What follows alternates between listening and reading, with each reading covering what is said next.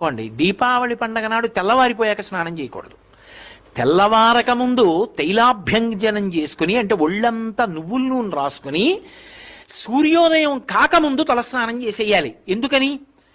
ఎందుకు అలా చెయ్యాలి దీపావళి నాడు అంటే, శాస్త్రం చెప్పింది, తైలమునందు లక్ష్మీదేవి ప్రవేశిస్తుంది బ్రహ్మముహూర్తంలో తెల్లవారుజామున. ఆ నూనె ఒంటికి రాసుకున్నారనుకోండి, లక్ష్మి ఒళ్ళంతా ప్రవేశిస్తుంది. లక్ష్మి ప్రవేశిస్తే అలక్ష్మి తొలగిపోతుంది. జలముల యందు గంగ ప్రవేశిస్తుంది. తన పాపమే కాదు, తన చేత దుష్టమైన ఆలోచనలు చేయించి కష్టాల్లో పడేటట్టు చేయిస్తుంది. ఈ పాపం ఎందుకు తొలగిపోతుందంటే, దీపావళి పండగ నాడు తెల్లవారుజామున చేసినటువంటి సామాన్యమైన ఉదకముతో కూడిన స్నానమైన గంగ ఆవాహన అయిన కారణం చేత పాపాలు పోతాయి.